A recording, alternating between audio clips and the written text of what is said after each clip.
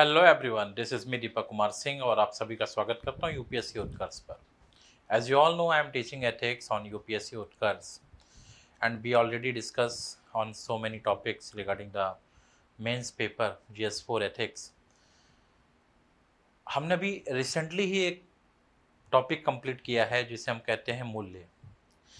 ये 11 मई the Hindu newspaper में एक न्यूज़ आई हुई थी। उस न्यूज़ के बेसिस पे मैं आपको समझाना चाहता हूँ कि किस प्रकार से आप करंट अफेयर से बहुत सारे पॉइंट निकाल कर अपने एथिक्स के आंसर को और अच्छा कर सकते हैं।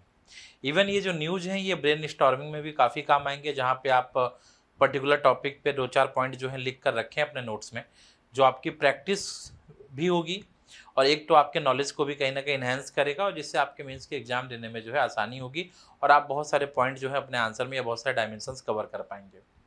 तो ये बेसिकली है ऐसा कुछ कि उड़ीसा के दक्षिण पश्चिमी भाग नियामगिरी पर्वत है, वहाँ पे एक जनजाति रहती है, डोंगरिया कोंड जनजाति।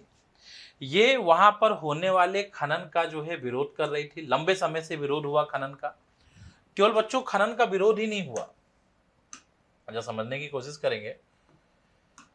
यहाँ पे केवल खनन का विरोध ही नहीं हुआ बल्कि साथ ही साथ हमें ये देखने को मिलती है कि भाई जो खनन का इनका विरोध है ये केवल पर्यावरण या विकास का मुद्दा नहीं था, बल्कि गहन नैतिक संघर्ष को कहीं ना कहीं क्या करता है, जन्म देता है।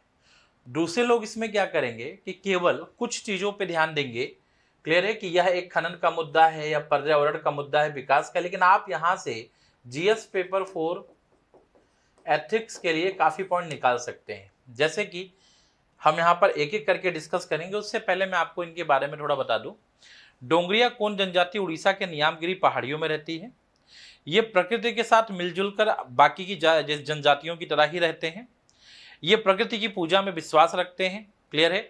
और इनकी जो धार्मिक आस्था है ये नियाम राजा की पूजा करते हैं। जो नियामगिरी आपने देखा होगा, ठीक है, तो नियाम राजा की पूजा करते हैं और इस क्षेत्र के सर्वोच्च देवता माने जाते हैं। ये पहाड़ियों की ढलानों पर स्थित छोटे छोटे गांव में रहते हैं और घने जंगलों में खेती से घिरे होते हैं। तो ये अगर आप देखेंगे तो घने जंगलों में खेती भी करते हैं। खेती के अलावा ये पहाड़ के ढलानों पर रहते हैं, यही नियामगिरी पहाड़ियों पर। अब इनके द्वारा जो एक खेती यहाँ पर की जाती है जिसे हम पोंडू खेती कहते हैं, दिख रहा है आपको। पोंडू खेती क्या है, एक पुरानी एक प्रथा है जिसमें ये लोग क्या करते थे कि जंगल के हिस्से को जलाकर उसमें ज्वार, अनानास, हल्दी और मौसमी सब्जियां जो है उगाते थे। फिर ये शिफ्ट कर जाते थे, दूसरी जगह एग्रीकल्चर करते थे। तो एक शिफ्टिंग कल्टीवेशन टाइप का जो है पोंडू खेती, तो यस ये आपके लिए पॉइंट भी इंपॉर्टेंट हो सकता है। और साथ ही साथ इनकी जो भाषा है ये कोई भाषा बोलते हैं, जो प्राचीन द्रविड़ भाषा का ही अगर आप देखेंगे तो एक भाग एक शैली जो है वो देखने को मिलती है। इनकी वेशभूषा में महिलाएं जो है गहनों से सुसज्जित होती हैं और ये पुरुष जो है रंगीन पगड़ी और लंगोट जो है पहना करते हैं। इनके शरीर पर आपको टैटू भी देखने को मिलेंगे। तो ये तो कुछ जानकारी हुई बेसिक कि आप डोंगरिया कोंड के बारे में कैसे जान सकते हैं। लेकिन अब मुख्य मुद्दा यहाँ से शुरू होता है कि जब हम इनके बारे में बात करते हैं तो हम सबसे इंपॉर्टेंट ये पाते हैं कि पर्यावरण नैतिकता का क्वेश्चन। जी हाँ, जैसा कि यहाँ पे लिखा गया है कि डोंगरिया कोंड समुदाय प्रकृति को केवल संसाधन नहीं बल्कि पवित्र संरक्षक के रूप में देखते हैं। जी हाँ, ये उनके मूल्य हैं। अगर आप देखेंगे तो ये आप इनकी वैल्यू में शामिल कर सकते हैं कि भाई प्रकृति को ये पवित्र संरक्षक के रूप में मानते हैं। तो ये जो है इनका वैल्यू हो सकता है, मूल्य हो सकता है। उन्होंने, जैसा कि आपको यहाँ पे दिख रहा होगा, नहीं दिख रहा होगा तो मैं थोड़ा सा इसको जूम करके और ऊपर की ओर लेकर आता हूँ, क्योंकि नीचे शायद आपको ना दिख रहा हो, तो मैं यहाँ पे ले आता हूँ ताकि आपको दिखे अच्छे से। जैसा आप देख सकते हैं, उन्होंने नियमगिरी को नियम राजा के रूप में पूजा है, पहाड़ों को जीवित अस्तित्व माना है। क्लियर है। तो आपने देखा होगा इसी प्रकार से कुछ जैन धर्म भी है जो सभी जगह पे आत्मा का निवास स्थान मानता है। और खनन के विरुद्ध उनका विरोध किसी राजनीतिक उद्देश्य से नहीं, मतलब कुछ लोगों ने यह भी कहा कि जब इन्होंने माइनिंग के खिलाफ में एक कंपनी थी, वेदांत कंपनी, जिसे हम माइनिंग जायंट कहते हैं, उस कंपनी का जब इन्होंने विरोध किया तो इल्जाम लगे कि ये राजनीतिक विरोध है, बल्कि राजनीतिक विरोध नहीं था। अगर आप देखेंगे तो इन्होंने खनन के विरुद्ध में जो विरोध किया था वो राजनीतिक उद्देश्य ना होकर पारिस्थितिकीय संतुलन और भविष्य की पीढ़ियों को सुरक्षा देना था। इनका मानना था कि भाई यही तो हमारा घर है। क्लियर, यही तो हमारा घर है और हमारी आने वाली जो अगली पीढ़ी है वो क्या करेगी, वो यहीं पे निवास करेगी। इसलिए इनका लगाव उस क्षेत्र की प्रकृति के साथ केवल मात्र ऐसा नहीं है कि वह एक उनके निवास स्थान के रूप में है, बल्कि वह अपने आने वाली पीढ़ियों के निवास स्थान के रूप में भी उसको देखते हैं। तो एक हिसाब से अगर आप देखेंगे तो यहाँ पे सस्टेनेबिलिटी देखी जा रही है।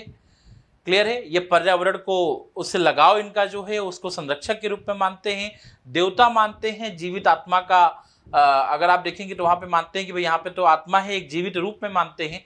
इस वजह से अगर आप देखेंगे तो ये प्रकृति के ये काफी करीब हैं और इस वजह से इन्होंने वेदांत कंपनी का जो है विरोध किया था।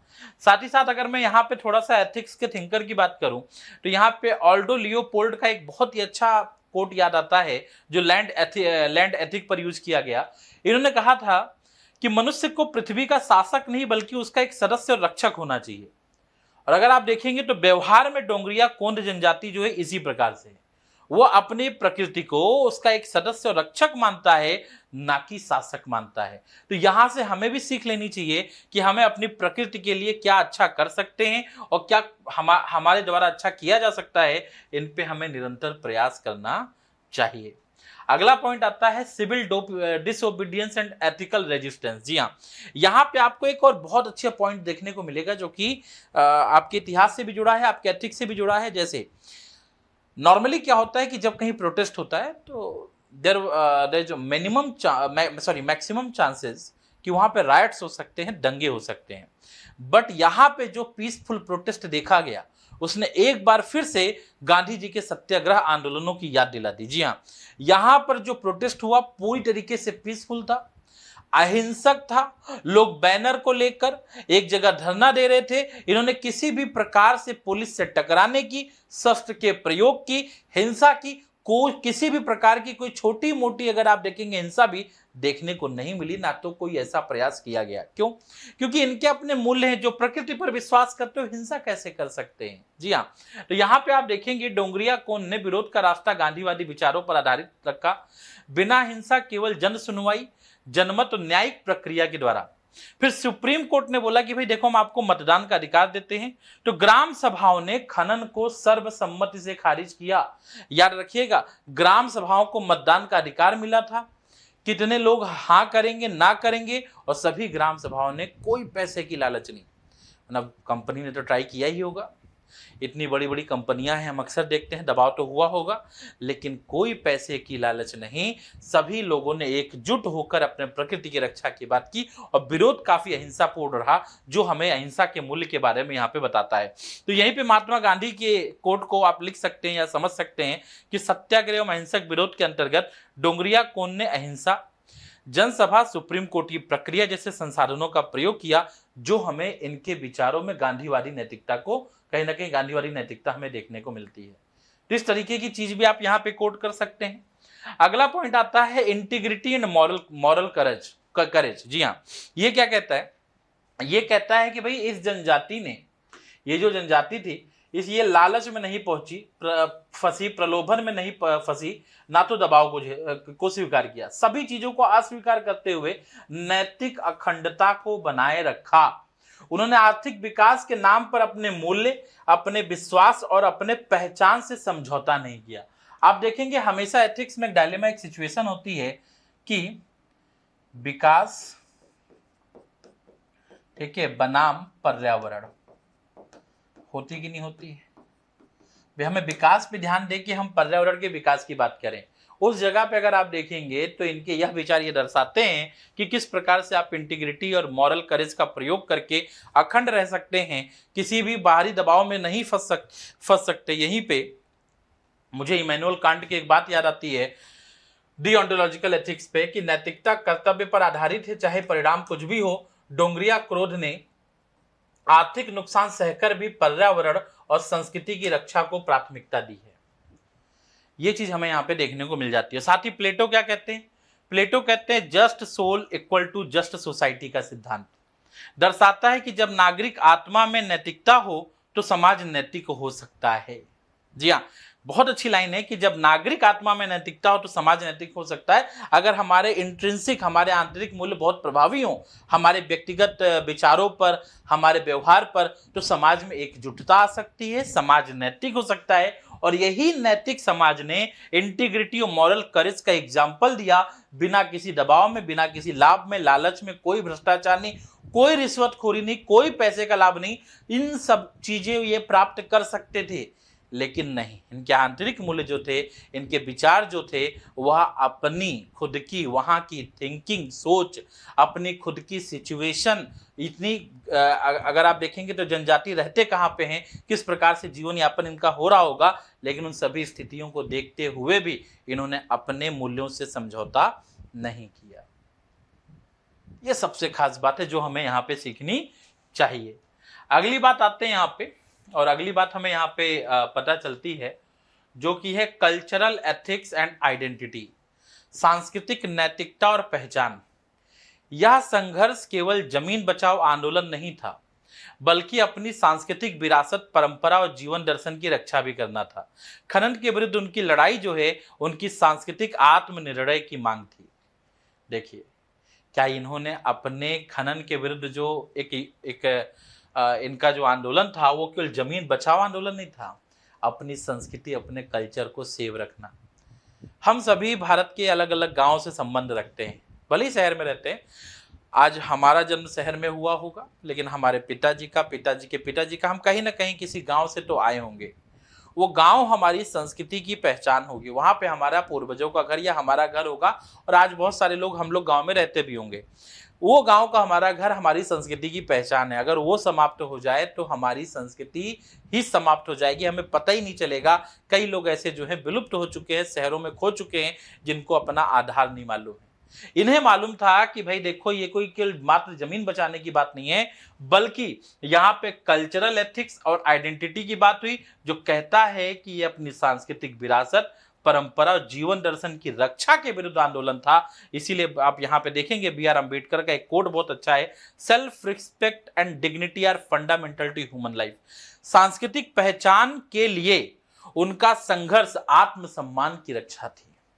ठीक है, तो जब आप एथिक्स में सांस्कृतिक पहचान के लिए संघर्ष करते हैं तो basically it is about your, ठीक है, आत्मरक्षा, ठीक है, आत्म सम्मान, ये आपकी सेल्फ रिस्पेक्ट की बात होती है, आपकी संस्कृति की रक्षा। तो ऐसे मूल्य हमें यहां से सीखने चाहिए। बहुत सारी चीजें हैं, ये हमें मोटिवेट करती हैं बच्चों। आज आपको लग रहा होगा कि मेरे लिए किस लिए इंपॉर्टेंट है, कैसे है, बेटा यही चीज टॉपर करते हैं खुद से पढ़कर, जो आपको यहाँ लेक्चर में प्रोवाइड किया जा रहा है। You have to write down these points, जो आप आंसर में यूज करेंगे। काफी इफेक्टिव पॉइंट आपको यहाँ पे देखने को मिलेगा।